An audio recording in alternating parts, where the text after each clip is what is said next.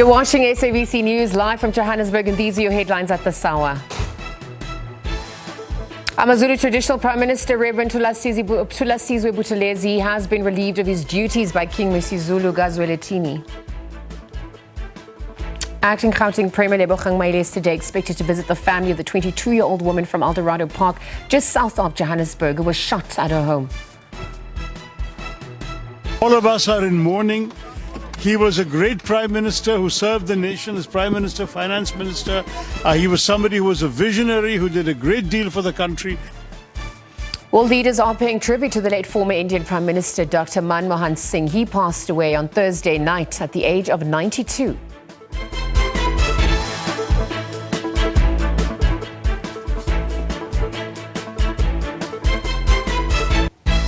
Well, very good afternoon. You are watching the Weekend Review with myself, Diesel Wilson. Thank you very much for tuning in. We have lots in store for the next 2 hours of the show. We'll be reviewing some of the biggest stories of the week. Let's dive straight in.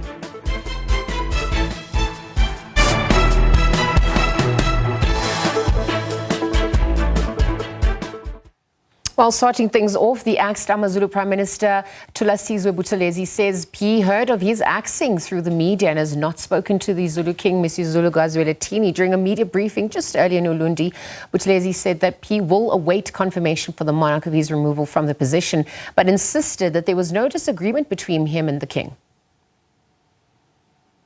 Amakhosi of the kingdom, signed by Prince Simpiwe himself, which is astonishing that an announcement of such magnitude should be conveyed to Amakhosi in such an informal manner. His Majesty has always summoned me to wherever he is when His Majesty wishes to convey an important message or instruction, and I've always obeyed His Majesty's instructions. The appointment of the Prime Minister is the sole prerogative of His Majesty the King. I am a subject of His Majesty and I serve at the King's pleasure. From the 15th of December, His Majesty has been in isolation preparing for the first fruits ceremony, Umkhosi woSelwa, which will take place on the 15th of January next year. I will wait until His Majesty the King informs me about his decision, because up until now, the King has not said anything to me.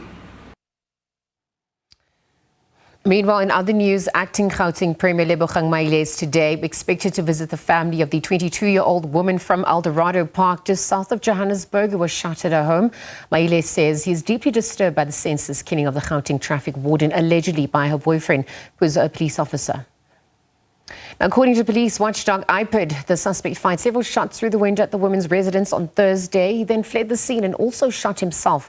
The suspect was arrested and is in hospital under police guard. Also, Sports Minister Gauteng McKenzie has visited the family to offer condolences. Well, the movement of cargo trucks has resumed at the Libombo border post. That's between Mozambique and South Africa. Now, we've also seen the processing of trucks had been interrupted this week by protests in Mozambique, where opposition supporters in that country say that the October general election results were rigged in favor of the ruling Frelimo party. Mpumalanga MEC for Community Safety, Security and Liaison, Jackie Mackley, says that the trucks are being escorted by the Mozambican counterparts once they do cross the border. Well, continuing with news further afield, South African President Cyril Ramaphosa has joined world leaders in paying tribute to the late former Indian Prime Minister Dr. Manmohan Singh. Singh passed away on Thursday night at the age of 92. He served 2 terms as the Prime Minister of the South Asian nation, and that was between 2004 and 2014. Ramaphosa says that the late Indian leader is fondly remembered for the role he played in supporting South Africa's freedom struggle, and he championed the cause of the global South. In the last 10 years, we as a country have seen many successes and achievements that we should be proud of. Today, India is a far stronger country in every respect than it was a decade ago. India has declared 7 days of mourning to honor its former leader, Dr. Manmohan Singh, who passed away after being treated for age-related medical conditions. He has been credited with steering India to unprecedented economic growth and lifting hundreds of millions out of abject poverty. But in 2010, Dr. Singh came under fire for a series of corruption scandals that's blocked the progress of laws through Parliament. I hope in any fair trial, I will be able to establish my total innocence. President Ramaphosa says Dr. Singh played a critical role in expanding bilateral relations between New Delhi and Pretoria. He also visited South Africa on several occasions, including in 2007 to attend the IPSA summit and in 2013 for the BRICS summit. On behalf of the people and government of South Africa, I'm privileged once more to convey a warm welcome to you and all our dear Indian friends. We're indeed very happy that your official visit today coincides with an important day in the calendar of the Indian nation. We are therefore privileged to share with you the celebration of the 137th birthday of that incomparable human being, Mahatma Gandhi, as well as the Dussehra festival, which is celebrated, I'm told, to mark the victory of the god Rama over Ravana, symbolizing the triumph of good over evil.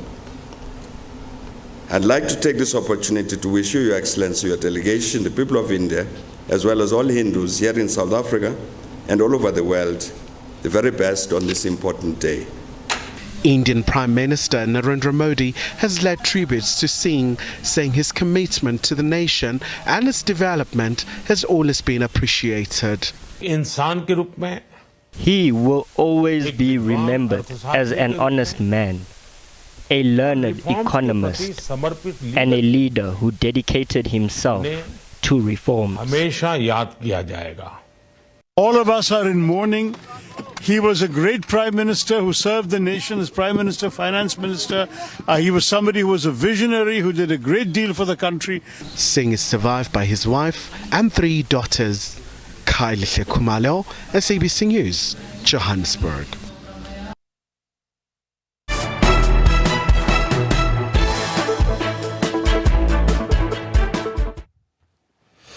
Right, so welcome back. Let's continue now with more news. During the December holidays, we saw some incidences of missing children, child kidnapping, rape and human trafficking tend to rise in some parts of the country as families travel, routines change, and children may be left unsupervised for more than extended periods of time. It creates opportunities for vulnerable children to become victims of abuse as well as to be exploited. And so to raise awareness regarding the safety of children during the festive season, we're joined by a special guest, Namrita Sivsanka, CEO of Hope South Africa, to unpack this phenomenon and perhaps a little bit more. Namrita, thank you for your time with the SABC at this hour and for joining us. Thank you for having me. In my introduction, obviously alluding to some of the causes for concern, particularly for children and vulnerable groups at this time. The work of Hope SA, how did it come to be and what exactly is it all about? So Hope SA Foundation is an NGO based here in Johannesburg and we work nationally. We work with disaster relief, gender-based violence, we have food programs, healthcare programs, and wherever there's a need, we are out there addressing these social issues. It stemmed from my drive to want to make a difference in our community from the time I was a little girl. It was my passion to make an impact and just to ensure that children and women affected by GBV and abuse are safe. Yes. Speaking of which, it's unfortunate that around this time of the year, you know, stories emerge. They're disheartening at best. 12-year-olds being raped, missing children. They're looking at your line of work, the research that also emerges, the patterns, the trends. Why do so many of these stories come to the fore, particularly during this time? I think these stories are prevalent throughout the year. Okay. It's ongoing, I'd say, every year. It's just that the stats increase. And if you look back as far as, say, 10 years ago, the numbers were still absolutely shockingly high. Yeah. But what has changed in the interim? Nothing much. I mean, we've introduced sexual education in school, and there just needs to be more done in terms of advocacy, in terms of laws being put in place, in terms of education. So these numbers will rise if there is inaction. Inaction and even the framework that's meant to support that through policy. I'm just looking at the GBVF Act, some of the gaps as well, the challenges that still pervade that. What are your thoughts about that? Just in the strides that have been taken, but the causes for concern. So we can have acts in place, but there again we go back to the issue of inaction, and inaction is expensive, and we see that in South Africa, and we see that throughout Africa as a matter of fact. And you know, you've got to have laws that protect children as well as educate parents and the child giver, the parent and the child carer. Yeah. So you have to have these laws enforced, you have to have education in place. The gaps are there and they need to be addressed more effectively, I'd say. And collaboration is important, right? So when you're looking at all the key stakeholders as well, how effective are we on that front? But what more needs to be done?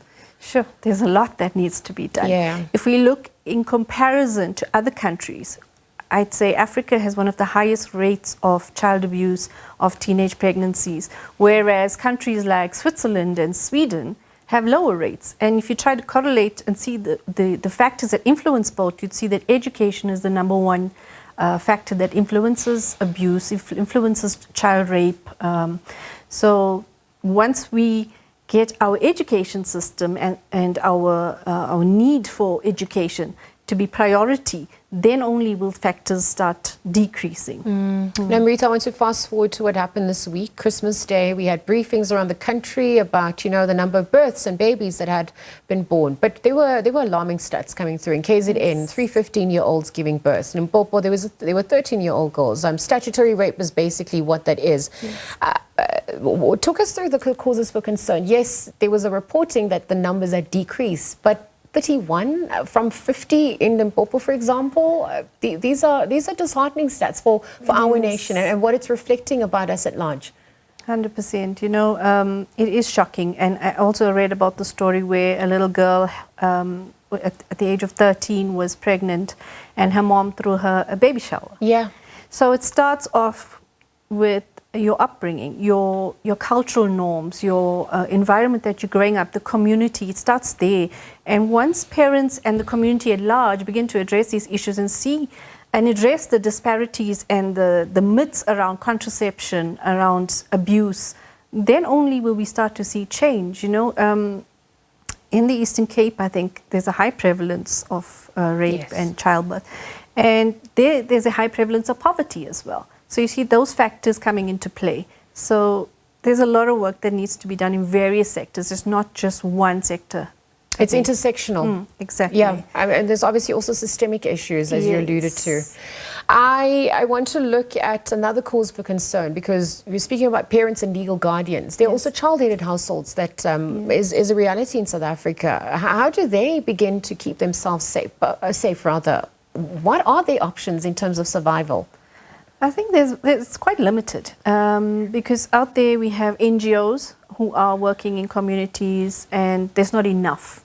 If you look at shelters for children and child-headed households, there's not enough to take care of these children. Yeah. There's not enough shelters to take care of abused women and children, and also for men as well. We can't leave men out of the equation. Fair. But there's not enough. And I think these children don't have enough resources. You need sufficient healthcare systems in place. You need sufficient policing. There's a whole integrated network that needs to come into play and be effective to help these children. Prevention is always better than cure. I mean, we're still looking for Jocelyn. That case continues next year. I mean, that's just a microcosm of the macro, which actually leads me to my next point, because during the festive season, you've got an increase in numbers of kidnappings, perhaps, kids going missing. What are some of the do's and don'ts, the safety tips that people should be adhering to at this time? So I think during this holiday period, there's a lot of families, people are, surrounded by a lot of families, and a huge factor that comes into play when it comes to abuse and rape is that a lot of the victims are being abused and raped by their own family members. And you see that they don't go forward and don't report the crimes because it's family, so it makes it more difficult. Yeah. So I think parents need to educate their children you've got to educate your children about the dangers of abuse, what is abuse, what to do in the event of abuse, who to contact, to listen to your child, to know the signs of abuse. I think something that needs to be discussed is, what are the signs of abuse? A parent would never know what to look out for if they do not know the signs beforehand. Yes, absolutely. And just also having that relationship with their children to see changes in behavior, right? 100%. I know that Hope SA also does a lot of work around the country in terms of food drives, because again, to our earlier point, there are child-aided households. People are struggling. There are triple threats of poverty, inequality and unemployment that still pervade our country 30 years into our democracy. So when you travel the country, traverse it, you look at some of the improvements, but also some of the gaps, the needs. How does Hope SA come into play and assist? I think I'm very proud to say that as at this month, Hope SA has reached a milestone of providing 1 million meals throughout South Africa through our daily food programs and food initiatives that we drive. So I'm very grateful for that. And we provide a need where there is there's a gap. So where there's water shortages, gender-based violence, we educate the community. And one of my goals this year for 2025 is to release my book on gender-based violence and to teach children about abuse and educate especially the Black community. Because I work a lot in the Black community, and you find there are little children out there that don't even know that they have been abused. So that is very heartbreaking. So that is one of my initiatives for next year, and to open shelters for women and children going forward. So our healthcare drive also provides free healthcare screenings, education for women, children, and also providing sanitary pads and free glasses for scholars. Sure. Namita, it's going to take all of us to come on board and assist and unlearn, learn and relearn, just given the realities on the ground. I perhaps want to end on a lighter note, but you're fast forwarding to 2025 and you've projected what we can expect. So we'll certainly monitor those developments and congrats on that as well. Thank you as well for your service. What gives you hope? My hope comes from God. For me, that's my strength. And as I mentioned earlier, from a little girl, I knew that was my core purpose in life. And to be able to share that hope with people around the world. And I think as a country and as a nation, we need a lot of hope. Absolutely. It's what keeps us going. But it's about alignment and purpose as well. And that's also something we all need to strive for to find. But thank you for joining us at this hour, for sharing your story and your work. Thank you. We're wishing you all the best of luck with your future endeavors. I know it's not easy, but stronger we are together. Let's see if the numbers decrease and South Africa can mitigate against some of those triple threats come 2025 and beyond. So this festive season, we know that it is a time of joy, it's also a time of celebration, but it also requires extra vigilance to ensure children's safety. And then, as indicated by our guests today, during this festive season, we're looking at ways parents, caregivers, what they need to do to create safe environments. And perhaps also just ensure that they are places of safety, take all the necessary precautions as well to guarantee their children's safety at large. Again, Namrita joining us this morning to chat about her work. Namrita Sivsanka is the CEO of Hope SA, chatting about the work they've done and also fast forwarding to what we can expect come the year 2025 and beyond. As we leave that conversation there for now, we'll take a quick ad break and be right back after this.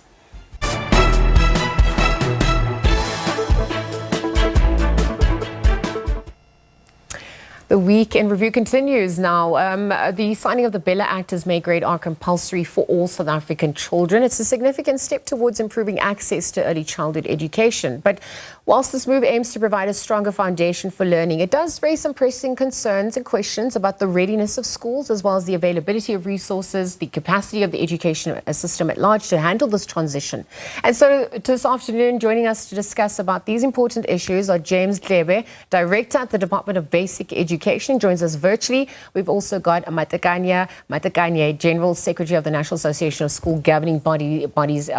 He's in studio with us. And then also joining us here in studio is Dr. Kathleen Fonseca, Head of Childhood Education at the University of Johannesburg in studio as well. Well, good afternoon to all three of you, and thank you for joining us at this hour.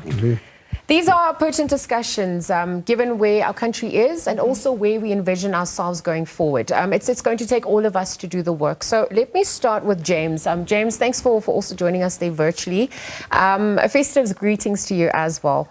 From the Department of Basic Education's perspective, this milestone, the BELA Act, talk to us about what it means for the education system at large. I don't know where to start, except we have been excited that, finally we're going to have our little ones formally starting school as recognized grade. But I must hasten to say this is not something new, because it looks like when the BELA Act is signed, then we're going to have drastic change in the education system of the country. I'm saying this because grade R has always been with us for years now. More primary schools have those grade R classes. Those who are not accommodated in schools are somewhere attending classes in private centers. Some are attending schools somewhere in houses that are formalized for such type of a thing. So come January, you're not going to get drastic new changes and South Africa having been changed like it has never happened. You're just going to see normality, because as I'm speaking to you now, grade R children have been registered in our schools, have been registered in the private sectors. It has always been the case. Yes. Now, come January, we might get just a few of children that have not been placed yet because of challenges that we normally face in January that go beyond our planning. But mid-January, come February, everything will be settled, because there isn't anything new except to have officially formalized that all children in this country need to start schooling at the age of 5. And all resources need to be provided for those children. We might have been late to provide everything for 2025, but it will be a teething problem, but just for a little, just few months. And after that, the system is going to settle. James, thank you for those opening remarks. I think it's important to dispel some of the myths associated with what the BELA Act also entails. So, Matakani, I want to now bring you into the conversation, because as a school governing body, you're going to need support in terms of this rollout. Talk to us about, from your vantage point, what that actually entails. Lizelle, thank you. And thank you to all the viewers. Yeah, we are grateful. I think we are happy that finally South Africa has achieved one of the Millennium Development Goals to achieve the primary education. So we are grateful. And whoever is opposed to that, I think all the South Africans, we are grateful that finally we have achieved. And again is that BELA, the advent of BELA is grateful as well. You will remember that when the education psychologists talk about education, they talk about language the children are using at home and then translated to the school. So those children will be forever bright. And we are grateful that now BELA is saying, although well there are people who are opposed to that, probably those people are not aware that psychologists have studied that children must do education in their mother tongue. Yeah. So we are also grateful that finally the president has signed it into law, 4 and 5. We are grateful that no more argument than our children. I think as James has said, that we have ECDs in I think there's no tampering with the ECDs. But it's just that the ECDs that have grade R's, will be tampering with, because now, as I said, of the achievement of the universal Millennium Development Goal is that they will be going to school now. And then it is true that the preparation, I think it will start next year. Going forward, the question of infrastructure, question of nutrition and all those things, then they will start. Although, well, we are gradually achieving another development millennium of striving for eradicating poverty and hunger. You know, but we are grateful because these children are eating in schools, and we are trying to address that. So we are developing. So we are grateful as as school governing body that now we are going to support the department in educating our children, and then whatever we do will now craft policies that are in relation to that language, nutrition, all this that will support our children, that support our teachers, support our principal, support the parents generally. Because parents also have to be supported to come on board so that now our education, because without the support of parents, forget it. Because education starts home, discipline starts home. Then it goes to school. Then we strengthen it at school. But if there's no discipline at home, there is no education at home, then we are going to encounter difficulties at school. So we want to call upon parents to say time has arrived, that we must be seen ensuring that we support all our stakeholders. Thanks for those opening remarks, Matakane. It's about inclusivity, equity, equality, addressing the injustices of the past. And it's to your point as well, that's why I want to bring you, Dr. Kathleen, into the conversation. The TIMS report, the study for 2023, we saw the results. We saw how the grade 9s are faring and the grade 5s, the struggles with relation to numeracy and literacy as well. And so these are obviously actionable steps that can assist from a university perspective and academia perspective as well. What do you think it can be done, especially when we look at the significance of grade R in learning for children?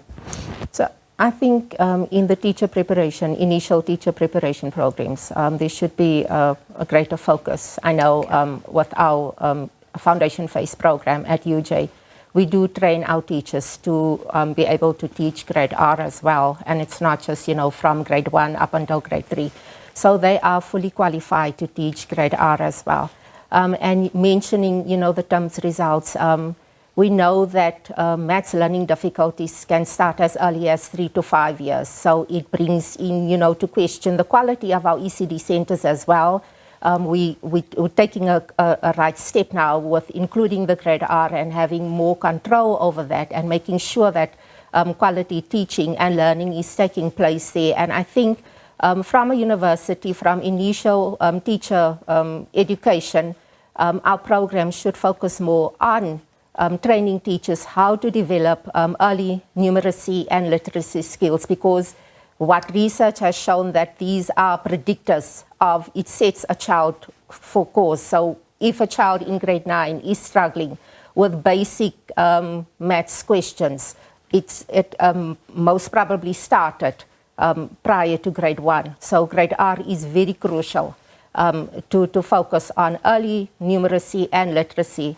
And then I would say that this is my opinion, that we should professionalize ECD practitioners because people don't really want to become ECD specialists because, it is all to do with monetary salaries and all that. So if we professionalize it and we train those ECD practitioners to teach numeracy and literacy at the appropriate level. We know that also in grade R we talk about play-based learning, but in the midst of play-based learning we need to lay a solid foundation, the cognitive thinking in terms of numeracy and literacy. All right, so the Department of Basic Education is here. Hopefully, James, you've heard those sentiments. There was a recommendation here from Dr. Kathleen, but obviously it's important to note that it's going to be a collaborative affair going forward. And so when you look at this transition, talk to us about the the steps that the department has undertaken to ensure that schools are ready. I think I'm focusing particularly on rural areas as well, under-resourced areas from here on to. Let's understand the aim of making grade R compulsory. I've said in my introduction, it's not something new. It's something that we've been doing. But unfortunately, there was no law that covers what we were doing. If you listen to Mr. Matakanye there, he was saying, for the first time, we're going to allow these children to have meals at school. They were never part of that. For the first time, they're going to be included in the post basket of teachers, which was not there. Parents were really responsible for carrying us in the ECD center and grade R. Now, we needed a law that will allow for these children to be catered for in terms of post-provisioning, in terms of nutrition, in terms of LTSM and all that. Not that it hasn't been happening, but it's just that the burden to provide those resources was put on the shoulders of the parents. But what is key with this new act is that we're trying to ensure that these 5-year-olds, wherever they are, whether they're in a private sector or they are in a classroom setting, they are exposed to a curriculum. It's no longer babysitting where they'll have to be singing the whole day and just drawing and making use of colors and all that. There needs to be a curriculum that prepares what the professor has been saying, to prepare them for formal education in grade 1 to 3. And universities play a very important role here in ensuring that those teachers who teach grade R are qualified teachers. Yes. There is what we call Mr. Tech. That is the minimum requirement for teacher training that universities are employing. What it says is that a teacher that teaches grade R should be a qualified teacher that teaches R to 3, which means it's a qualified foundation phase teacher. Now, we needed this law to support Mr. Tech, in other words, that teachers that we're going to employ going forward are really qualified teachers that are not going to be babysitting children. Even in the private centers where these children are, we need to come up with strategies to ensure that children are exposed to proper curriculum by proper qualified teachers. It may not be next year, but as a country, we are used to improving teacher qualification whilst they are in the sector. But it's a matter of time that we'll have qualified teachers. As we speak to you now, Northwest is one of the provinces that are leading us, that all grade R teachers are qualified teachers. So we just have to put a little bit of pressure and ensure that within a short space of time, all grade R teachers are foundation phase qualified teachers who are going to prepare these children for the literacy and the numeracy that you're talking about, and then the sector stabilizes in that fashion. Absolutely, James. It also speaks to our country's future global competitiveness as well, and the integration of technology. That's something I also want to unpack. But as you know, the nation is tuned in as well, so these conversations are happening, and I believe that Francis from Johannesburg is on the line. 0117140680 is that number to interact with us there. Francis, good afternoon. Thank you for your time. Perhaps you've got some remarks based on what our guests have just echoed thus far in the conversation. Good afternoon, and thank you for having me. I was just listening to your program, and I'm really excited about the topic you're discussing, and I really want to commend all your speakers. I just want to make one correction. The Millennium Development Goal ended in 2015. And since then, we have actually commenced on what is called Sustainable Development Goals. The Sustainable Development Goal number 4 is the one that is basically focused on education. And it basically says it is ensuring that there's inclusive, equitable, quality education, promote lifelong learning opportunity for all. And as one of the key, agreement made by the member state, education is actually a multiplier effect. It has multiplier effect in the sense that if South Africa focus on quality education, inclusive education, free education, equitable education, for primary, secondary, even going to the tertiary education, the development of this country can be turned around.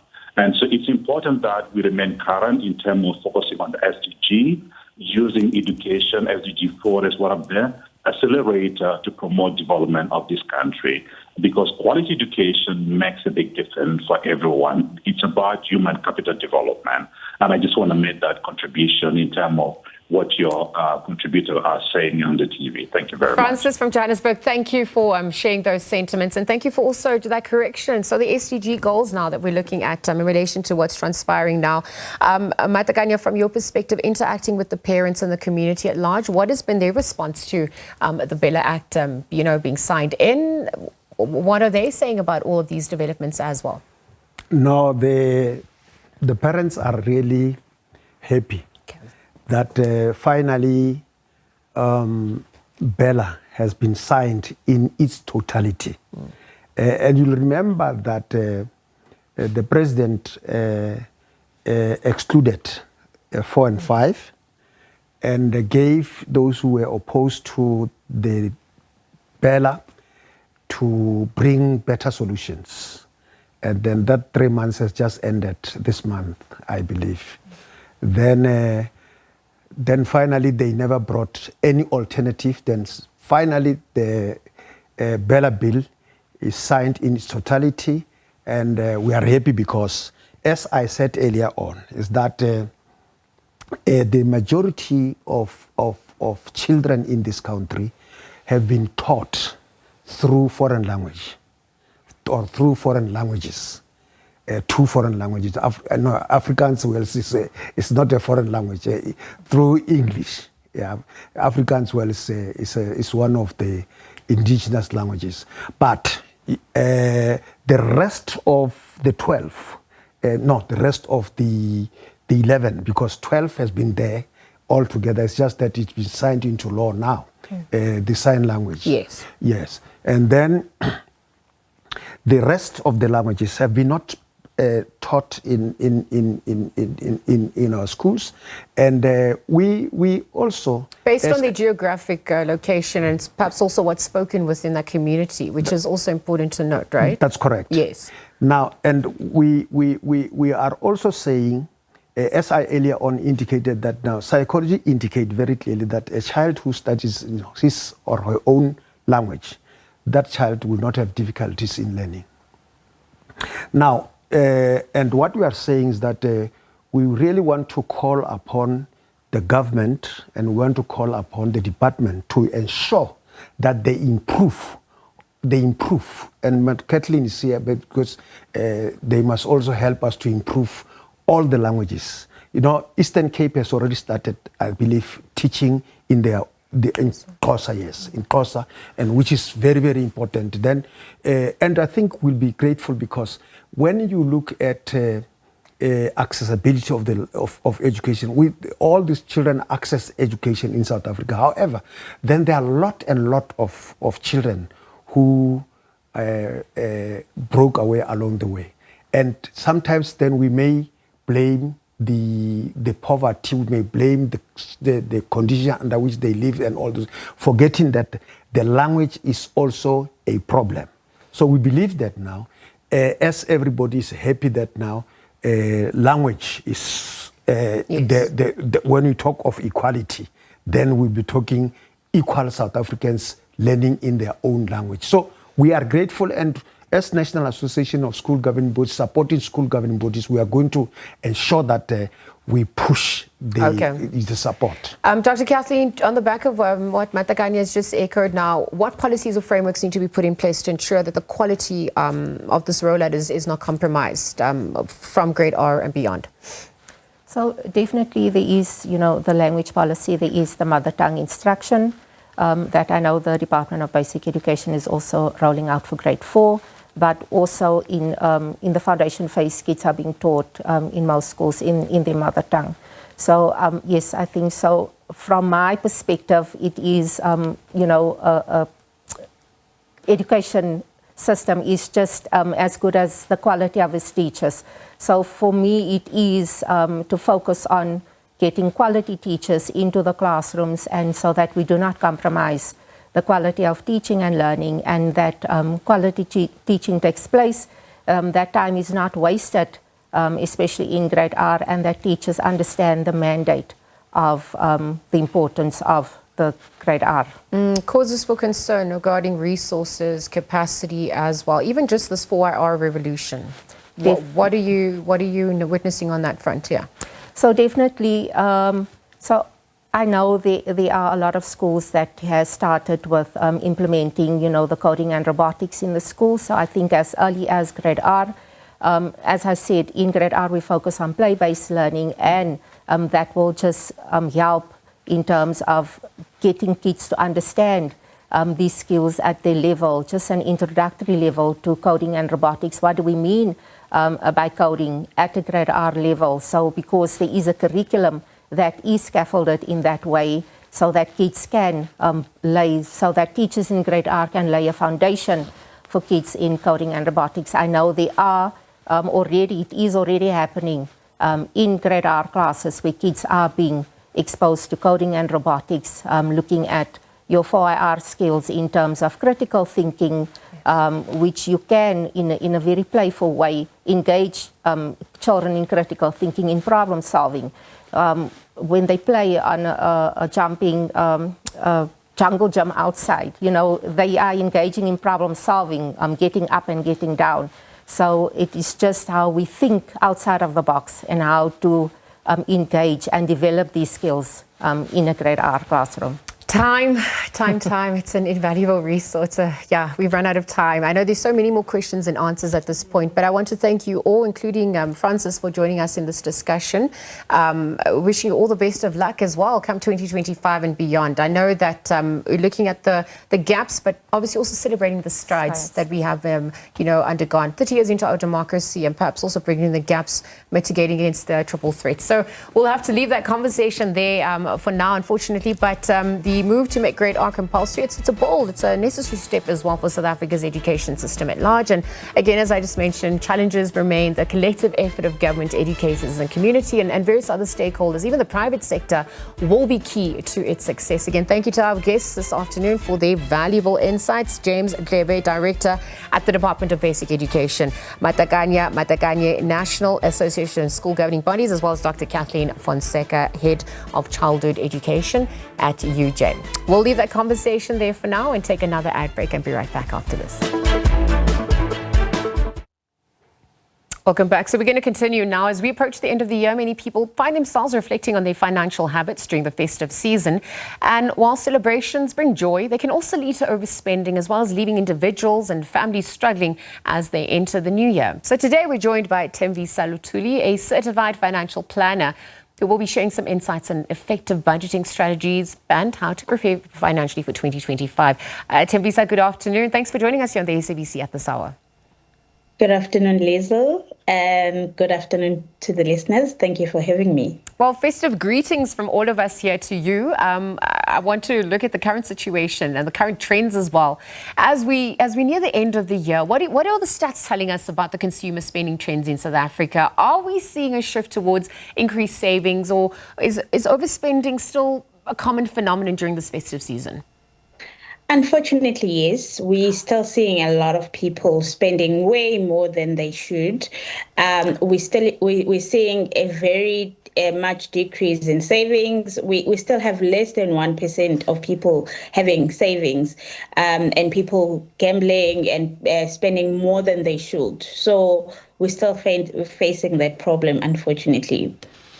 So given this reality on the ground, there's obviously some common pitfalls as well, beyond the reality on the ground. Talk to us about the pressures to celebrate, even to give. Many people, many people are going to be overspending.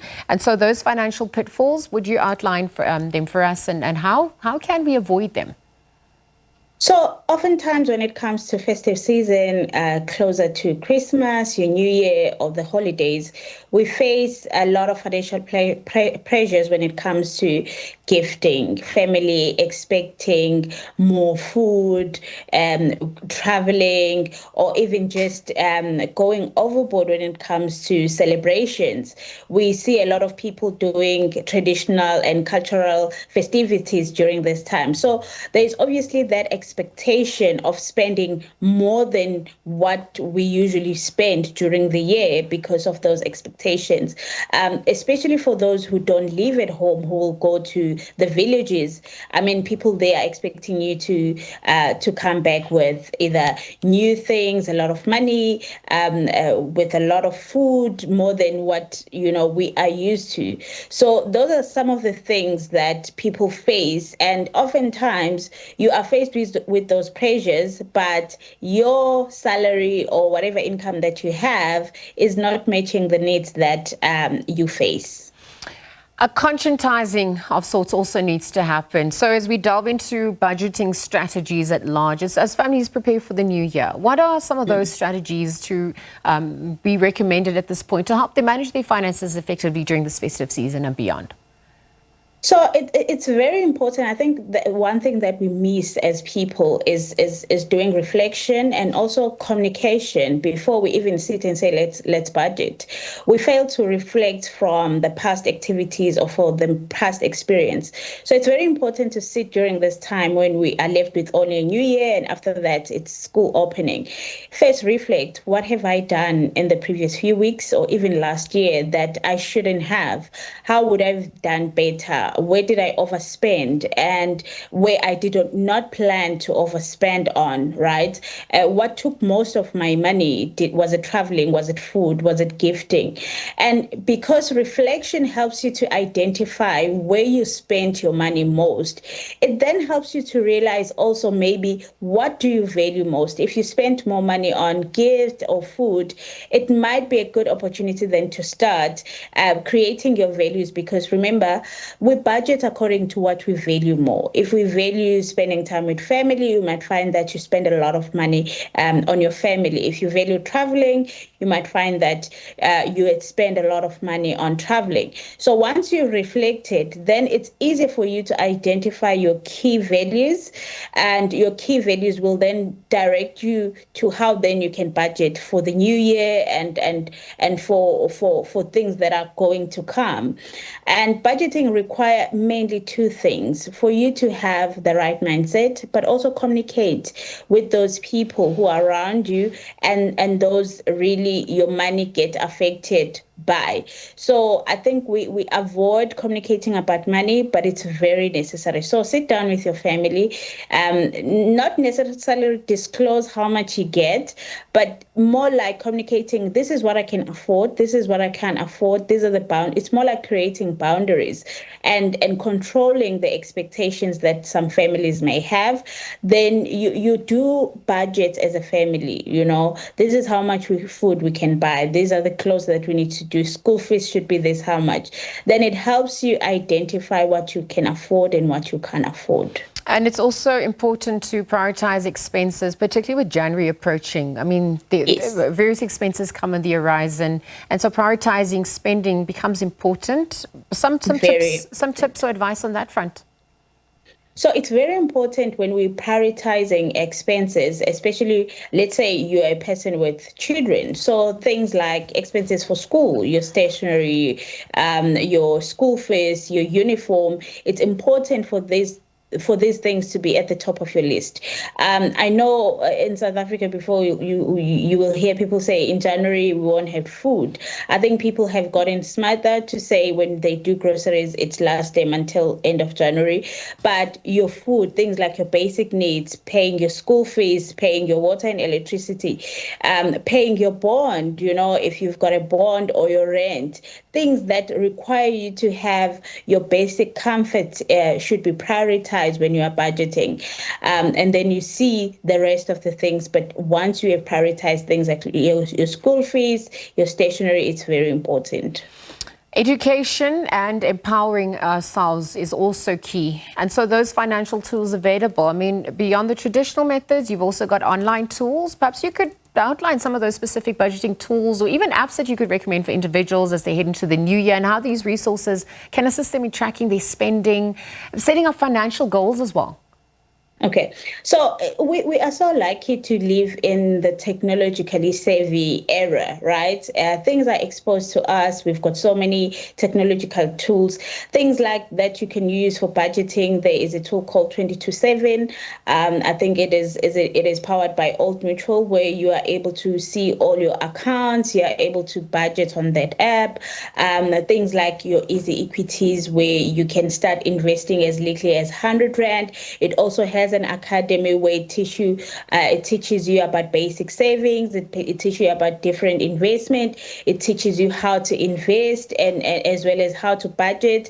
We've got apps like, for example, your Stash. I think it's also powered by Liberty, where it allows you to save as little as 5 Rand or even a 10 cent per day, where you learn how to save. I know some banks as well have options in your banking app like Capitec, where they've got a money academy. They give you tips even at the palm of your hand, like WhatsApp, where they give you tips on how to budget, simple financial terms that I explain. What is an interest rate, right? What is inflation? And it's very important that even on social media, we've got so many social media platforms where we've got people, I myself included, that teaches about finances, teaches about investment. Let's get ourselves used into follow such follow such pages, even on YouTube. So there's quite a lot that is available. It's just about looking at the right direction, without also discounting the fact that it's very important for everyone to see a professional financial planner, because finances are personal. So it's important that you get a personal perspective about your finances. I absolutely agree there. And I think these are all going to also build up towards long-term financial discipline and benefits as well. Tembisa, I'm going to have to leave the conversation there for now. Thank you for joining us at this hour. Festive greetings once again to you and your loved ones, our loved ones. Tembisa Lutuli, a certified financial planner, joining us this afternoon, sharing some insights on effective planning and budgeting during this festive season, of course, beyond as we enter the new year. Let's leave that conversation there for now. We're also going to leave the first hour of the show there, but we continue with more news, more updates. You are watching the Week in Review. We'll be right back at the top of the hour with more. Stay tuned.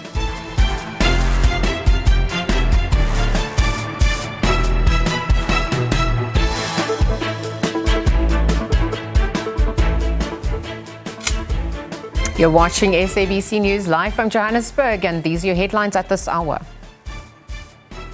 Families who lost their children due to foodborne illnesses say they're finding it hard to cope with the tragic loss. It's either they are not doing it right deliberately, or they are not ready to do it right. Why not suspend it? Cooperative Governance and Traditional Affairs Minister Velenkosini Hlabisa says the suspension of traditional male circumcision will be considered in areas where the death toll is high. Well, the army in the Democratic Republic of Congo says it has captured a Rwandan soldier in a battle in the east of the country.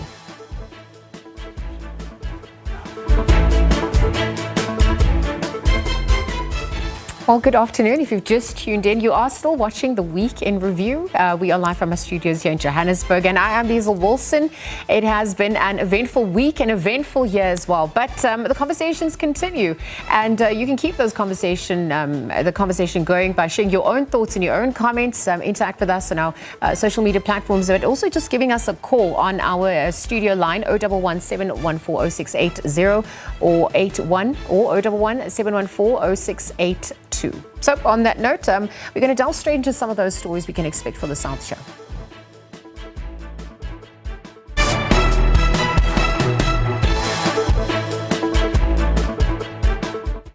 Well, acting Gauteng Premier Lebogang Maile is visiting the family of 22-year-old woman from Eldorado Park, just south of Johannesburg, who was shot at her home.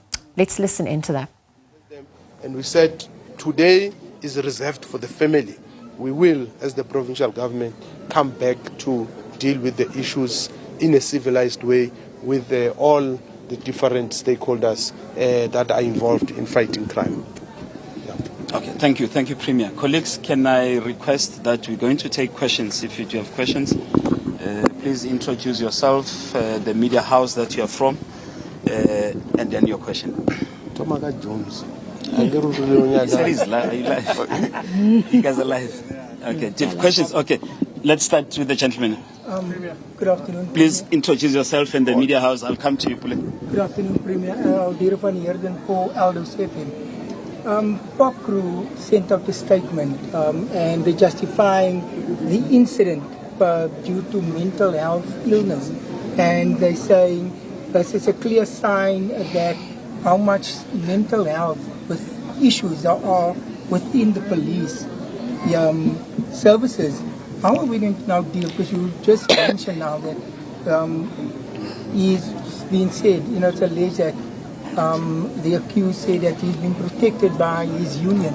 Now with the union making a statement after brutal murder, accompanying it to mental health issues.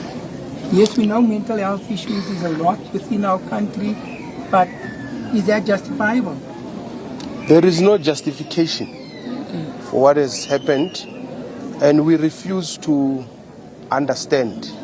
If indeed there are mental health issues, why are they being raised now? If the union has always known that there are those issues, why have they not taken up those issues with police management to make sure that the issues are attended to? We agree that mental health is a serious issue in our country, and it has to be treated with the sensitivity that it deserves.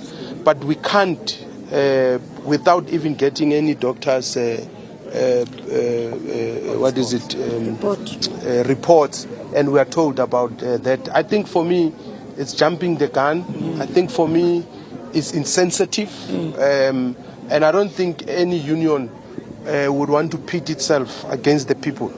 Any union must be on the side of the people. Any union must be on the side of the vulnerable. And in this case, the people of El Dorado Park are hurting. The people of El Dorado Park have been attacked personally by this criminal. The people, the family, and the deceased deserves to be supported. They deserve justice. So that will not be an excuse that should be entertained in my opinion. Okay, thanks. Pule. Are you fine? Colleagues and okay. Premier Lerato from SABC. You've mentioned that you want men to be on the forefront, right? I just want to know the initiatives. Do you have any initiatives for young men to be part of the gender-based violence prevention efforts? Yeah, we've got a comprehensive program on gender-based violence approach as the Gauteng provincial government, and we invest a lot of resources. But I don't think it's so much about what we are doing. It's more about what impact are all these programs that are being done. And it's clear that the programs are not meeting the intended recipients, because in most cases, when you've got programs, the abusers don't come. The perpetrators don't come. So it means we need to find ways of reaching out to these perpetrators and not just invite people who are reasonable, people who are agreeing that gender-based violence is wrong. All men who are here believe that gender-based violence is wrong, and that's why they are here, and that's why they will always be with us. Those who don't believe, they will not be here. In fact, they will issue insensitive statements and make predictions that are not even informed by science or anything. And we don't think we should give any attention. And also we should. I don't think we should give any attention to anybody who wants to explain. And who wants us to understand, but to also justify. There is no justification. There is no justification, and it's things like this that makes gender-based violence to be out of control because we want to explain them, we want to sugarcoat them. There should not be any explanation. Yeah. Okay. Thank you, colleagues. Okay. Bula? No, Premier, just generally, I just wanted to ask, like, community members are complaining about the police. There are allegations of a rogue unit within this police force. It's not the first time we're seeing something like this. What can the state do to intervene? I mean, it's one thing to say there will be solutions, but they want decisive action. They want to see these guys being transferred out of this police station. Is that possible? Can you communicate with the police commissioner? It is possible. I had a meeting with the police, the brigadier, his team, and we also had IPIT, and we agreed in that meeting that we have to have a follow-up discussion, and that we need to tighten up things in terms of police officers that are rogue, police officers that are ill-disciplined. And we did say to the brigadier that it doesn't matter how much good work the majority might do, but if there is a few who are not doing well, as they say, one rotten potato spoils the whole bag.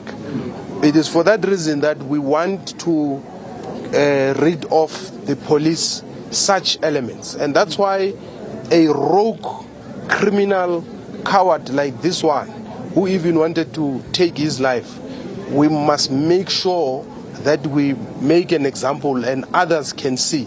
Because sometimes if we talk about these things and we don't act and demonstrate that we are capable of, in fact, if you ask me, one of the first things, and I know the police will say the procedure, one of the first things you do with a person like this one, you must close his salary. As he's in hospital and all that. Because I know they say he's still employed, there is a procedure, One of the things sometimes to solve these things, you need to think beyond the box and you must act like a madman. Because otherwise, if you are nice to people like these ones, because he's sitting in a hospital, I don't even know which hospital, it's probably a private hospital, and I hope the state is not paying. I hope the state is not paying. So I'm raising these issues. Members, I hope the state is not paying. He must pay for his bill there. We need to be harsh, and the message must be clear, and we must be consistent. Because if we are going to treat animals like people, because this is a behavior of an animal, if we are going to treat animals like people, then we are going to end up with a situation that is perpetual, and we must always have cameras, and as if we are being paraded and we're in a PR. We should be talking here about developmental issues. We should be here talking about what we are doing in this community, not talking about a crime that has been perpetrated by a police officer who's supposed to be protecting us. So I think we need to be a bit firm and decisive so that we can show that we are serious about fighting crime and fighting GBV. Okay. Yes, my brother. Premier, good afternoon and welcome to El Dorado Park. We see you have Please introduce yourself. It's Timothy Bernard from the Star newspaper. Okay, sure. We see you have a daughter of this soil who's also the financial head in Johannesburg. Are you suggesting that this is going to be funded by the city or the province? I'm asking. You will get back to us, Mother. Second question. There is a statement that's out there that has the name, number, and address of a key witness to this case. Everybody has seen it. Yeah. I see you have a reaction already. Let me leave you at Yeah, no, I'm looking for her because I wanted to meet with IPIT. No, I wanted IPIT to take over. Oh, what is she? She's right here. She's next to you. No. I mean the witness. Yes, that guy has got. Yeah. Okay. Yeah. So we'll deal with that. What is the financing about? We've got a key financial decision maker of the city of Johannesburg. Is the family going to get support on our official financial? I don't know about that. The MMC will. No. On finance? Premier. The MMC can respond on this. Yes, ma'am. Premier, the person from the Stars being naughty, but let me leave him at that. We have been supporting the family. I think I've been here since day one, supporting the family wherever we can, but not with the purse of the city. But as you know, I always do support families. But I also want to say, Premier, can I throw this in? There is an organization of who I'm the chairperson called My Life Matters. And it speaks to all these issues, as I am also acting Premier, a survivor of GBV. And I would encourage all the women and men to come out. We have it at least once a month on a Thursday. Come out, come and listen to us, because we deal with a lot of women. It's a safe space where you are able to talk. It's not just a talk shop. We deal with all the issues. We've had a lot of people that has come to us and they have, I can say, recovered, and some of them have healed. There are others that were drug dealers. They've come out and they've spoken to us. So whoever is a woman that's being abused, come out to us. We will assist you. Here stands a live a person that can say to you, I've been abused, I've been raped, I've been beaten, and today I can stand tall and say life can be different. If we only talk about it, the silence is what kills us. We've heard Acting Premier, the father said she has not spoken to them.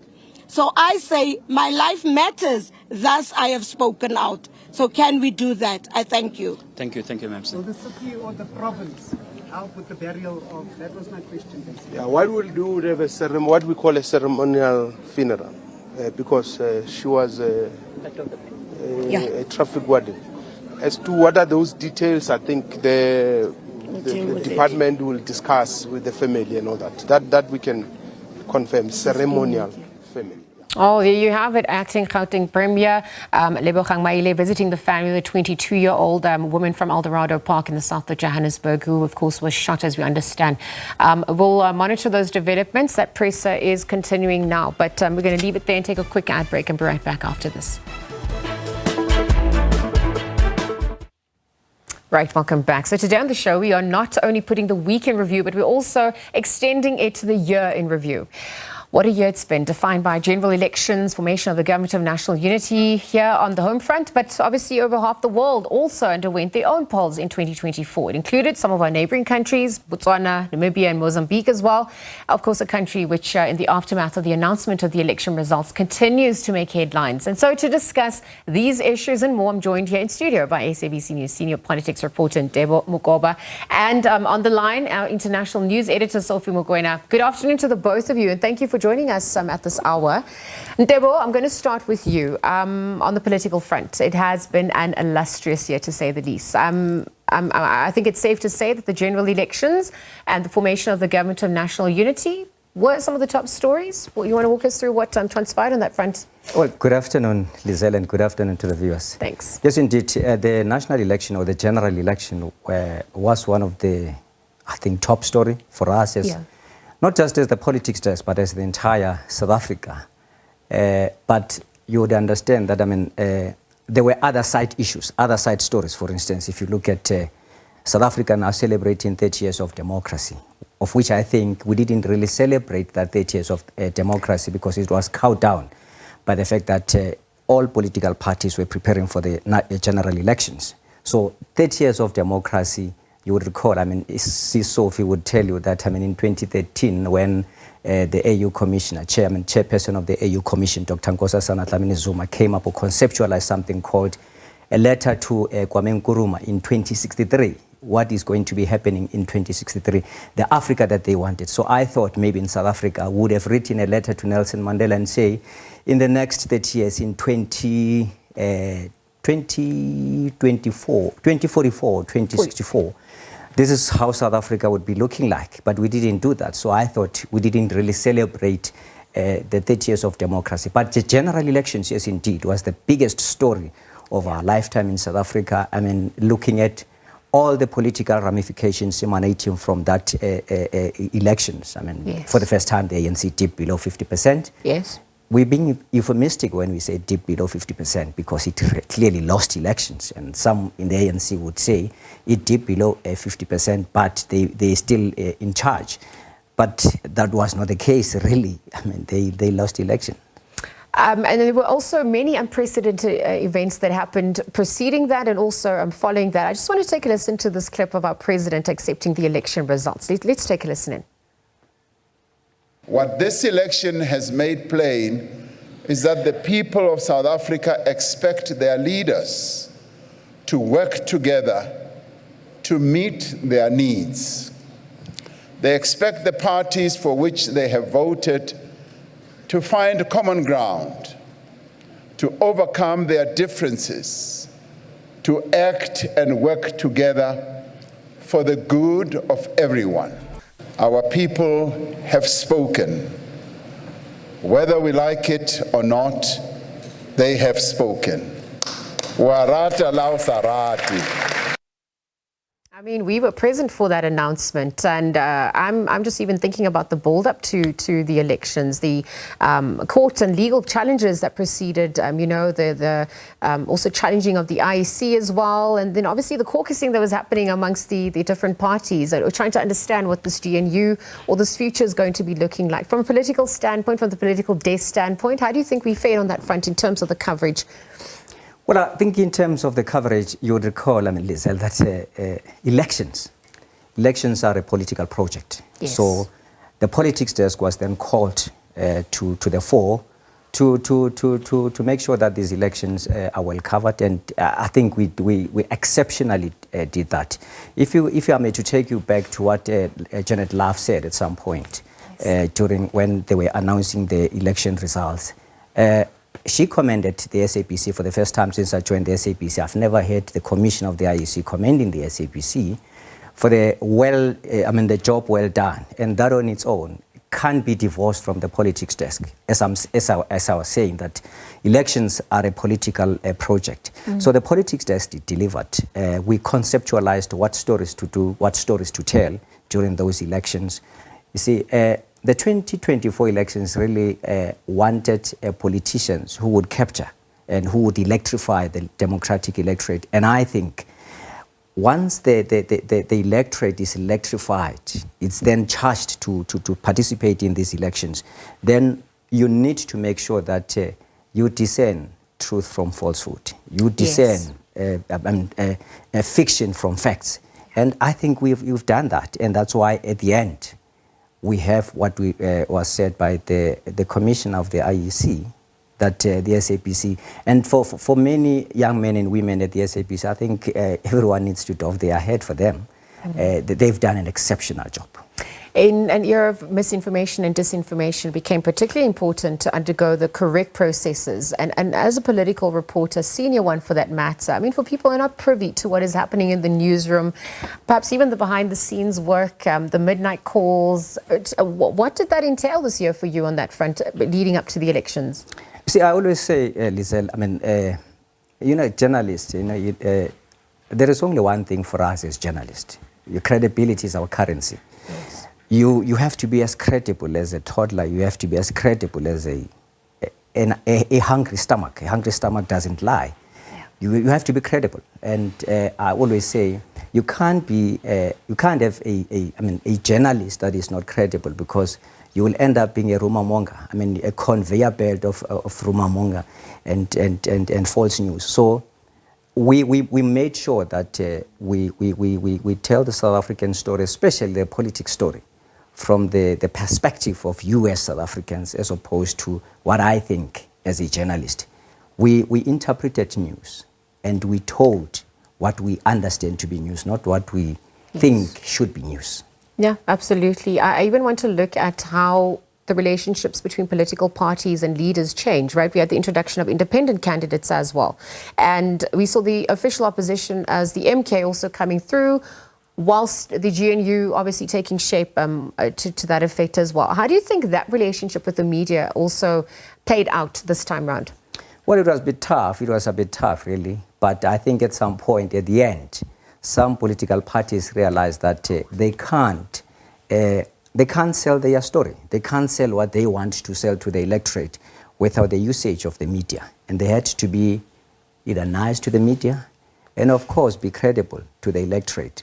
So at some point, you find yourself being criticized. But at the end of the day, we always say, don't blame me. I'm just a conveyor of news. I'm just a messenger. Yeah. These are what the politicians are promising, and the electorate will have to decide. So there was a balancing act in terms of what do we take from politicians and what do we say to the electorate, because at some point, some information, as a public broadcaster, you need to be very careful. Some people would say whatever they want to say. It's good for them to be on the podium and be caught in the cacophony of noise and say whatever they want to say, especially when they're in front of the mics. But it depends on what impact do those messages have on the electorate.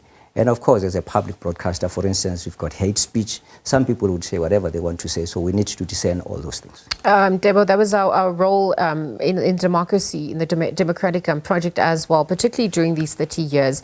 I want to bring Sophie into the conversation now, of course, the SABC News International Editor. Sophie, beyond what Debo just echoed about the political front and sort of some of the big stories coming through, especially undergoing the general elections and the formation of the Government of National Unity. Sophie, good afternoon.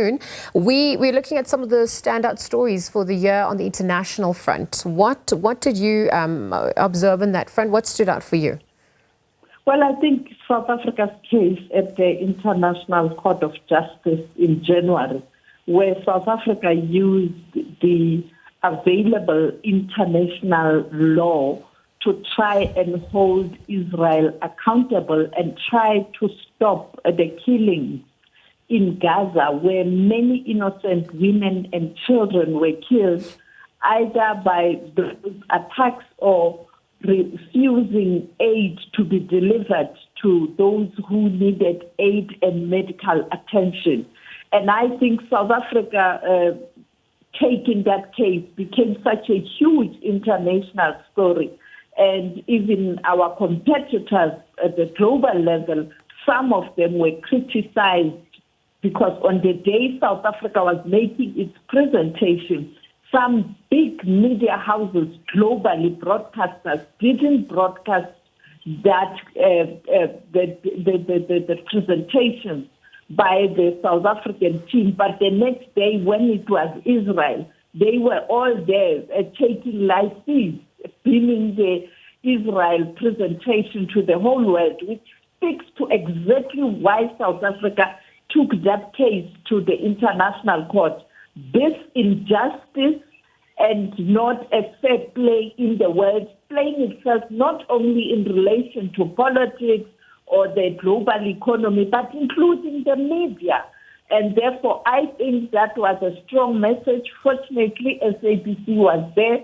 We covered both the presentations, which speaks to SABC commitment to fair coverage and also impartial coverage. That was, for me, the biggest story. A small country in the south saying we have been here, we are not going to just watch when other people are oppressed, are killed, are maimed. Now that we are part of the international community, we are going to stand side by side with the oppressed in the world. Well, Sophie, it's because the work must be done. It must be done well and with all of us in mind. And so as we also look at some of the other dynamics unfolding, I mean, we can't ignore what's happening in Mozambique at the moment. The country underwent its polls October 9th, but the results obviously plunged the country into a crisis. And we're obviously seeing an impasse there politically. Talk to us about the latest emerging on that front.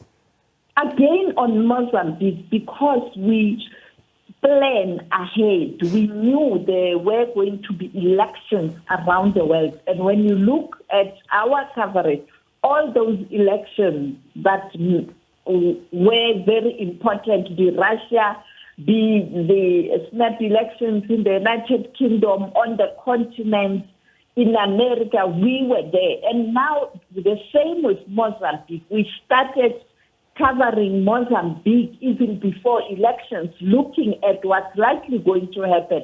And at all times, we spoke to people who are relevant. I remember there was a workshop, a summit organized by the former South African President Thabo Mbeki on issues of peace and security. There you had many people from the continent. We even spoke to them ahead of the elections in Mozambique. We covered the campaigns, we covered the elections. We had our colleagues from SABC, Channel Africa who were there and who were doing coverage on the ground post-elections. Even today, as we are doing now, as I speak to you this morning, I've been talking with many people in South Africa, in Mozambique, outside Mozambique, trying to make sense of what's the latest. The latest is that you know that people have been calling on South Africa to do something. South Africa has been doing something behind the scenes, but now the president did deploy his envoy, Dr. Sidney Mufamadi. You know, he's a former minister, he's now an academic, but also he's the special advisor of the president on security matters. He was in Mozambique. He met the current president, Nyusi, about the situation. He is intending to meet other stakeholders as well so that South Africa has a better sense of what needs to be done. But my suspicion is that clearly President Nyusi and Frelimo will push back because they feel strong that they have won elections and they want to indicate that all is well, but all is not well. And therefore, these calls, as they happen, people must bear in mind that Mozambique is an independent country and there are leaders in Mozambique and they will be pushed back and there will be others pushing for more intervention. And therefore, it is very important for people to understand that mediation is not instructing people as the apartheid government used to do, get into a country, take sides, send the guns and the military wear and take sides like it did with Renamo. South Africa can't do that. And therefore, I think South Africa is starting to find a way because we are affected. On the other hand, South Africa must be sensitive to the fact that you have the AU chairperson, Zimbabwe, and also the Troika organ on politics and defense and security, that is Tanzania.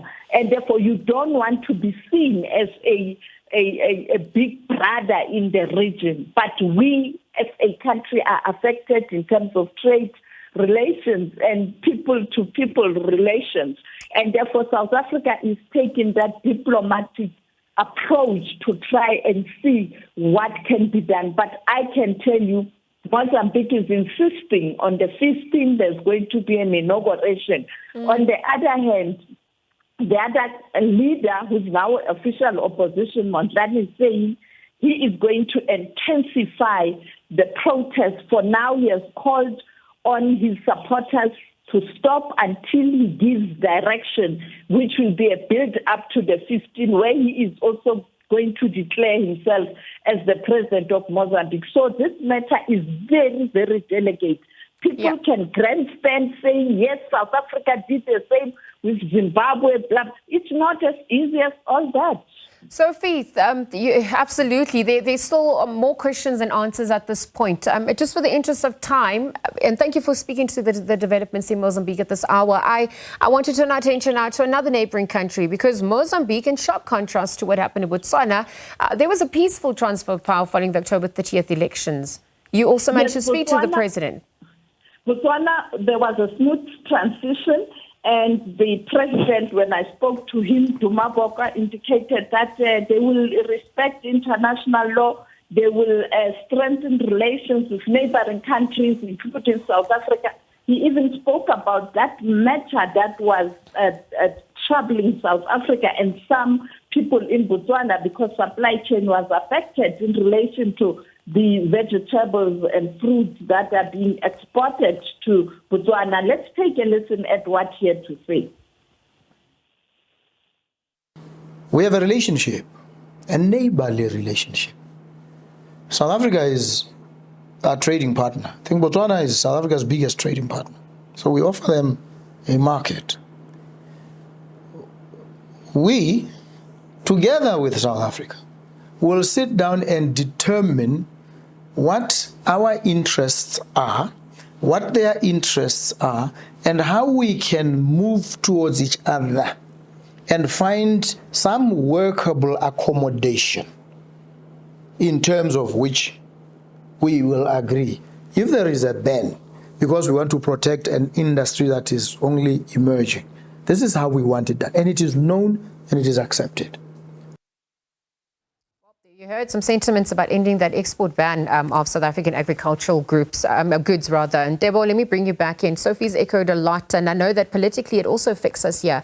There has been a historic relationship with Frelimo, with the ANC as well, and we're obviously just looking at the dynamics unfolding, managing the situation, engaging with the opposition as well, foreign policy, but just also the situation in terms of impacting us goods-wise and socially. What do you think is also being exposed on that front politically in South Africa? Well, I think the president of South Africa, or South Africa as a country, is in a catch-22 situation, because this is our neighboring country, and of course, South Africa is always called upon to intervene. I always say South Africa is seen as an important interlocutor in all the conflicts in the continent, the region, and even in the world. Sometimes we're expected to give guidance. Some people are having our script when it comes to the Truth and Reconciliation Commission. Rwanda has done the same. So when you look at what's happening in Mozambique, sometimes people are rushing to invoke the sovereignty of the country. So that's where the problem is. If you expect South Africa to go there and tell them what to do, they will tell South Africa, you've got your own problem, go check your own problem and deal with your own problem. So I think South Africa needs to be very sensitive and needs to be very cautious when it deals with that issue in Mozambique, because they had to respect the sovereignty of that country. We always say, yes, back in the days when President Mbeki was mediating in Zimbabwe, that Zimbabweans are the ones to decide their future, the future of their own country. Mozambicans must decide their own country, the fate of their own country, but they need to be helped by South Africa. We can only help them, but we can't dictate what should happen in that country. Look, it's not fair to condense an entire year into a few minutes here on the SABC, but I want to thank both of you for making time to be with us and for unpacking some of those big stories. I know that the dynamics that have happened obviously sets the precedence for what's to come 2025 and beyond, but we're going to leave the conversation there for now. Our international editor here at the SABC, Sophie Mokoena, joining us, really just chatting about those highlight stories on the international front. And Debo Mokoba, again, also senior politics editor, reflecting on the year that was politically and the work of the desk and what we can expect come 2025. So we're going to continue with the conversation. The festive season is a time of joy, family gatherings, celebrations, but it also brings some unique challenges for South Africa's healthcare system at large. And with increased travel, even social events and outdoor activities, hospitals often see a rise in various health emergencies, from accidents, injuries, to chronic conditions that are exacerbated by the holidays. And so today we are joined by Dr. Angelique Coetzee from the South African Medical Association, OSAMA, providing some valuable insights into these critical challenges. So on that note, Dr. Coetzee, thank you for joining us and welcome to the SABC at this hour. Thank you so much, and thank you for having me. Well, festive greetings to you. I dare say, we're looking at both the positives and negatives that emerge on that front. And perhaps you can explain how the festive season impacts healthcare services, the sacrifices that come with that, but also the specific challenges that hospitals typically go through during this time. Yeah, I think, if let's just first of all look at the stats. So if we look at the stats, we know that around about during your festive season, your emergency service calls, they can normally increase by anything up to 25% due to the accidents and celebration-related incidents, also then placing a very significant demand and pressure on the healthcare facilities. So we know that local clinics and emergency services, they are actually the ones that now need to cope with this increased volume of emergency cases. That might be a problem for people going to get their chronic medication. So we think always think about accidents, hospitals, but also remember there's still chronic conditions. So if you don't go and get your chronic medication, you don't make sure that your scripts are filled, you might end up with heart attacks, stroke, all of that, diabetes related incidents. So that's a part of what we are seeing. And unfortunately, you're sitting with your doctors at the casualties, at these hospitals, trying with reduced staff, trying then to service the burden of these patients. So, and some of the stats also that has been released showed that your road accident, especially the fatalities, the highest fatalities, and that was stats that was released for the mid-season safety report by Minister Barbara Creasy, that said that there has been 439 fatal car crashes and 512 deaths on SA roads since 1st of December. That was until 22nd of December, so we all know that numbers will be much more increased. Yeah. But it is a 3.1% increase during the same period last year. And most of these accidents were head-on collisions. Also very concerning. It means that people drive on the wrong side of the road or passing people, other cars, and not adhering to the road traffic rules that's out there. There's certainly, causes for concern at this point, given the 3.1% increase for this period as well. I want to look at emergency responses and protocols as well, because given the rise in emergencies, what do those protocols look like for healthcare practitioners at large, implementing the management of patients effectively during this busy period? How do they also prepare for the influx of patients? Because it is unprecedented. I mean, you're not really sure what is going to be happening, what you'll be confronted with. Yeah, so if you look at your accidental injuries, it's most commonly linked to alcohol, in which we know plays a huge role. And then you look at your head injuries, your fractures, your facial injuries, scaring, and alcohol poisoning. So now you need to, in a casualty environment or an ER environment, you then need to prepare for these type of patients coming in, taking into account that South Africans are among the heaviest drinkers in the world, and our country has the highest per capita rate of alcohol consumption in Africa. So you're going to deal with this. So what you try to do is you try to triage. You have your emergency patients coming in with your motor car accidents that's really seriously ill, and you try to assist them first. Unfortunately, as I've already said, there's not enough personnel on call during the festive season, as doctors and as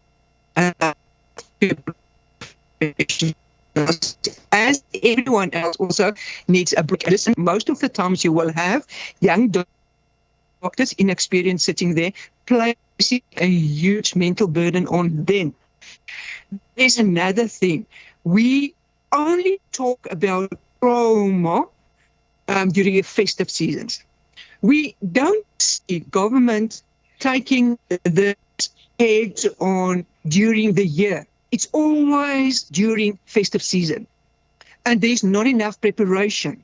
There's not enough doctors. There's not enough overtime for these doctors being paid, especially in the public sector, so that you have more than enough personnel. Always include the nurses. It also includes your other allies that also need to be part of a team. So if you're then struggling in your hospital with not enough equipment, not enough people coming, doctors or nurses or staff, then the only people that will get attention are your highly severe injured patients, which most of the times that hospital, that ER, can't really deal or cope with. They need to refer those patients to tertiary instances. As I've said, most of the injuries will be head injuries, fractures, spinal injuries, facial injuries. So it is a problem.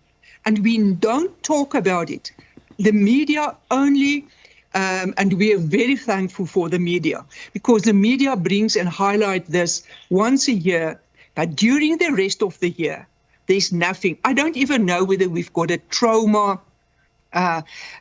risk register. I'm not sure we have that in South Africa. Dr. And that's a problem. Dr. Angelique, thank you for also speaking to the emotional toll that it takes on the healthcare workers, particularly during this time, because you said there is, hospitals and clinics are undercapacitated at times. The resource issues also come to the fore, but it's also important to look at the role of the public at large, right? Well, what they can do to support the healthcare system, parallel, particularly during this festive season. I'm going to have to leave the conversation there, so thank you at this hour. Wishing you and your loved ones all the best during this festive period, and do stay safe as well. Dr. Angelique Kutsia from SAMA, the South African Medical Association, joining us to chat about some of the critical challenges that hospitals and healthcare workers face during this time, and what can be done to alleviate some of the issues there as well.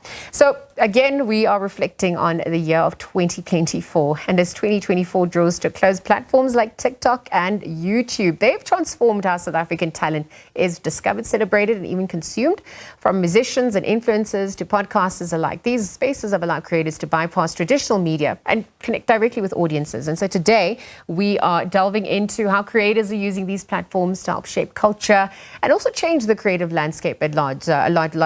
Joining us here in studio, visionary is emerging artist whose music is making waves online, and also Mondli Skosana, creator and host of the podcast Culture Spotlight, joins us here to chat further. Good afternoon, gentlemen, and thank you for joining us on the traditional platforms. We're obviously looking at ways of merging, the new versus what has been established. And I wonder, Visionary, if we can start with you, the use of online platforms and how it's propelled you. Also, just have you, made you relevant the world over. Talk to us about that experience for you to date. Gauteng, peace be unto you. I think TikTok has changed a lot of people's lives. We've been seeing it, and then I've learned how to use it, how to, see the glitch where I can fit myself in, and it has been growing me personally because I've been honest with myself, honest with my music. So yeah. Sure, that honesty is important, because these platforms, you can see the way people relate to it. It is about that vulnerability, and versus some of the other platforms where it's more curated. And it's about the aesthetics rather than the depth. And so when people respond to your challenges and you get over 10,000 likes on a video, your phone is probably just blasting. That is so overwhelming. How do you respond to that? What does it also mean? Because you're birthing this, you don't have control over how people receive it, right? You're just the vessel. I'm still in disbelief. Sure. I'm grateful that people are loving the music, loving the new sounds that we're creating. It's just overwhelming every day with those messages. I just need to know how to, not have a big hit because of it. Just keep on doing. Yeah. Stay where your feet are. Be grounded. But Monty, I want to bring you into the conversation, because on the back of what Visionary echoed, I mean, your Culture Spotlight, 193,000 likes on Facebook, followers rather on Facebook. You've also got 246,000 TikTok likes. These are stats. They're quantifiable. They mean something. You're shaping culture as well. It means people are resonating with the content. What does it mean for you as a curator, but also just your impact at large? I think Visionary summed it up very beautifully. Speaking to the honesty, being honest to who we come from, what we do, what we see, what we experience, is what I think gravitated people towards the platform. We spoke our languages, we spoke through and through our cultures and everything, what we experienced in Pitori and everything, man. It was, it's a true, honest platform that we've kind of created for ourselves. I think it also, I'm of the view that it allows us to step into our agency, right? Because we often have the world telling our stories. And so now for the first time, you can archive this digitally, but we can be at the fore of telling our own stories, right? So we complete the world's stories by adding our own version on our terms. When you look at the original idea of the podcast and how it was, started and then it got shaped along the way. How did social media play its part in that front, but also improve or give you feedback so you could cater to their needs? So one thing you need to always like remember, it's the audience, that we're doing this for the audience. So you have to get feedback from the audience. So every single time, the original idea was always to express ourselves, because these studios are very intimidating. I'm so sorry. These studios are 100 cameras. It's very intimidating. So creating a space that's more relaxed, more conversational for everybody. So more our artists coming out and talking their stories in a more relaxed setting. Not saying that this is not relaxed. Listen, say no more. This is why we can contrast traditional with the new. I just want to quickly, because I know we're looking forward to a performance. Is there pressure somewhat to cater to what the public wants? You have to give the people what they want. So how do you align with yourself, but also give back and say, I'm listening, I'm here? I think people should understand what you want and give it to them, not the other way around. People will, as long as you are honest with yourself and like with your art, from how I see it, that's how it's been working for me. It's about them having to wait for what's next. Yeah, I think that's how I've been doing it. All right. Yeah. Look, time, as you know, is a rare commodity. So I'm going to have to leave the conversation there. But I know that there is a performance, so looking forward to that. But thank you to the both of you for making time. And I wish you all the best for the year 2020 Thrive. I think that's what they're calling it. It's amazing to just obviously delve into the world of South Africa's digital creators. Again, thank you to Visionary as well as Monty for sharing their insights, their journey and some of the stories as well. So after the break, we're going to have a special treat for you. Visionary will be performing his hit single, Mokone, which has taken social media by storm. So do stay tuned for that.